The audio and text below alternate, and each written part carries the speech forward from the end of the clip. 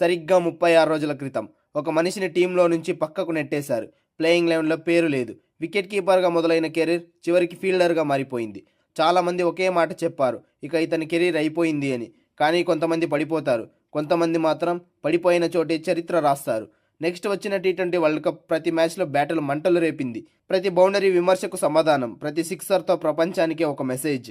టీంలో చోటు లేదన్న స్థితి నుంచే మొత్తం టోర్నమెంట్కి ఒక్కడే డామినేట్ చేశాడు.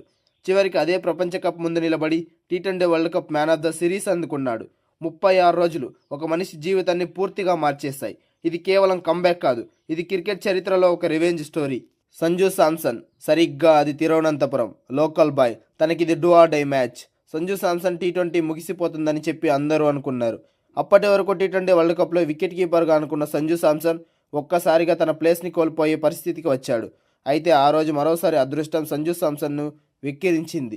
తన సొంత గడ్డ మీద తన సొంత అభిమానులను మరోసారి ఫెయిల్యూర్ అయ్యాడు.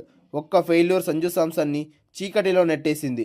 ఆ మ్యాచ్లో సంజు శాంసన్ గ్లౌజ్ని కోల్పోయాడు. ఆ మ్యాచ్లో అద్భుతంగా రాణించిన ఇషాన్ కిషన్ను టీమిండియా ఫస్ట్ వికెట్ కీపర్గా నామినేట్ చేసింది. దీంతో సంజు శాంసన్ గుండెలు ముక్కలైపోయింది. తన కలలు చెదిరిపోయే రోజు, తనకంత చీకటిగా కనిపించిన రోజు. Sanju Samson T20 world cup గెలిచిన తర్వాత చెప్పాడు, జనవరి 31 సంజు శాంసన్ కెరీర్లో ఒక అతిపెద్ద హార్ట్ బ్రేక్ మిగిల్చిన రోజు. తన సొంత గడ్డ మీద, అభిమానుల మీద, ఇండియాని రిప్రజెంట్ చేస్తూ తన ఫస్ట్ మ్యాచ్నే ఆడినప్పుడు తన హార్ట్ బ్రేక్ మిగిలింది. వరల్డ్ కప్ టీంలో ప్లేస్ కోల్పోవడం కన్ఫర్మ్ అయిపోయింది. అంతకుముందు 10 రోజుల క్రితం చూసుకుంటే టీ20 వరల్డ్ కప్లో ఫస్ట్ చాయిస్ వికెట్ కీపర్గా అనుకున్న అతను ఇప్పుడు టీంలోనే లేకుండా పోయాడు. ఈ మ్యాచ్లో సంజు శాంసన్ ఫీల్డింగ్ వచ్చినప్పుడు ప్రతి ఒక్కరి కళ్ళు సంజు శాంసన్ మీదే.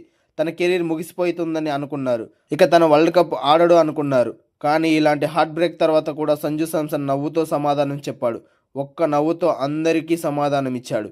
ఆ రోజు మ్యాచ్ పూర్తి చేశాడు. అయితే ఆ రోజు సంజు శాంసన్ తన అభిమానులకు తెలుసు, ఇక సంజు శాంసన్ టీంలోకి రావడం చాలా కష్టమని. మరోసారి వరల్డ్ కప్లో బెంచ్ ప్లేయర్గానే మిగిలిపోతాడేమో అని చాలామంది అనుకున్నారు. కానీ కట్ చేస్తే సంజు శాంసన్ మన టీమిండియాకు వరల్డ్ కప్ గెలిపించాడు. ఏ వరల్డ్ కప్లో అయితే బెంచ్ ప్లేయర్గా మిగిలిపోతాడేమో అనుకున్న అతను ఆ వరల్డ్ కప్లోనే ప్లేయర్ ఆఫ్ ద టోర్నమెంట్గా నిలిచాడు. అసలు చరిత్రలోని కనీ విని ఎరుగని రీతిలో ఒక అసాధారణమైన బ్యాటింగ్ని ఇచ్చాడు. ఒక అసాధారణమైన కంబ్యాక్ చేశాడు. టీంలోకి భారం అనుకున్న సంజు శాంసన్ టీం భారాన్ని మొత్తం తన భుజాల మీద మోసాడు. వరుసగా 3 నాకౌట్ మ్యాచ్లో అతడు 3 అద్భుతమైన ఇన్నింగ్స్ ఆడాడు. ఇండియాకు ఒంటి చేత్తో కప్పును గెలిపించాడు. నిజంగా ఒక ఆటగాడికి తన జీవితంలో ఇంతకంటే బెస్ట్ కంబ్యాక్ ఉండదు. ఎందుకంటే సంజు శాంసన్ కెరీర్లో ఎప్పుడూ కూడా పడిలేచిన కెరటం లాంటిది. టీంలో కంటిన్యూస్గా ఛాన్సులు ఇచ్చేవి కాదు. వచ్చినప్పుడు అతను సరిగ్గా ఉపయోగించుకునేవాడు కాదు. ఒక్కసారి తనకంటే గొప్ప ప్లేయర్ లేడు అన్న రీతిలో బ్యాటింగ్ చేసేవాడు. కానీ మరోసారి చూసుకుంటే ఇతని కంటే ఇన్కన్సిస్టెంట్ బ్యాట్స్మెన్ ఎవరూ ఉండరేమో అన్న రీతిలో బ్యాటింగ్ చేసేవాడు. కానీ తన కెరీర్లోనే బెస్ట్ టైంలో బెస్ట్ నాక్ బయటికి తీసుకొచ్చాడు. మన టీం వరల్డ్ కప్ నుంచి ఇంటికి వెళ్ళిపోతుందన్న టైంలో సంజు శాంసన్ ఒక ఆపద్ బాంధవుడిలా మాత్రమే కాదు, ఫైనల్లో మ్యాచ్ని ఒంటి చేత్తో గెలిపించాడు. సో నిజంగా సంజు శాంసన్ని ఎవ్వరూ ఊహించలేదు. ఇన్ఫ్యాక్ట్ నేను కూడా ఊహించలేదు. అసలు మ్యాన్ ఆఫ్ ద టోర్నమెంట్ అవుతాడని ఎవ్వరూ ఎక్స్పెక్ట్ కూడా చేయలేదు. అంతెందుకు, ఒక నెల ముందు సంజు శాంసన్ ఫ్యాన్సే కాదు, సంజు శాంసనే నమ్మున్నాడు ఇంత మంచి కంబ్యాక్ ఇస్తాడని. So really Sanju Samson comeback ఒక గాడ్స్ ప్లాన్ అని చెప్పుకోవాలి. అసలు వరల్డ్ కప్ టీంలో ప్లేయింగ్ 11లో ఉండడు అనుకున్న అతను సడన్గా సూపర్ 8 నుంచి టీంలోకి వచ్చాడు. అది కూడా మన టీం కష్టాల్లో ఉన్నప్పుడు వచ్చి ప్రతి మ్యాచ్లోనూ హాఫ్ సెంచరీ సాధించి, ఒక్కొక్క మ్యాచ్ ఓడిపోతే ఇంటికి వెళ్ళిపోతారు అన్న టైంలో ప్రతి మ్యాచ్లో హాఫ్ సెంచరీ సాధించి టీమిండియాని టాప్లో నిలబెట్టాడు.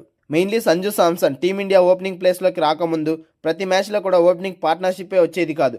బాగా రాణిస్తాడు అనుకున్న అభిషేక్ శర్మ కూడా అవుట్ అయిపోయేవాడు. ఇక 1 డౌన్లో వచ్చే తిలక్ వర్మ కూడా అనుకున్న స్ట్రైక్ రేట్తో రాణించకపోయేవాడు. టాప్ ఆర్డర్ మొత్తం ఇషాన్ కిషాన్ మీదే ఆధారపడేది. కానీ సౌత్ ఆఫ్రికా మీద జరిగిన మొదటి సూపర్ 8 మ్యాచ్లో మన టాప్ ఆర్డర్ మొత్తం పూర్తిగా చేతులెత్తేసింది. ఒక్కరు కూడా సరిగ్గా ఆడలేకపోయారు. ఈ పరాజయమే సంజు శాంసన్ కంబ్యాక్, అలానే మన టీమిండియా వరల్డ్ కప్ గెలవడానికి ఒక పునాది అయింది. సో దీంతో సంజు శాంసన్ టీ20 వరల్డ్ కప్ను ఒంటి చేత్తో గెలిపించాడు. మ్యాన్ ఆఫ్ ద సిరీస్ అయ్యాడు. ఇండియా తరపున సంజు శాంసన్ 2.0 ఇప్పుడే మొదలైంది. అతను దాదాపు 11 ఏళ్ల క్రితం మన టీమిండియా తరపున డెబ్యూ చేశాడు. తన కెరీర్లోనే బెస్ట్ ఇన్నింగ్స్ ఆడాడు. ఇక వీడియో నచ్చితే ఒక లైక్ చేయండి, అలానే మన ఛానల్ని సబ్స్క్రైబ్ చేసుకోండి.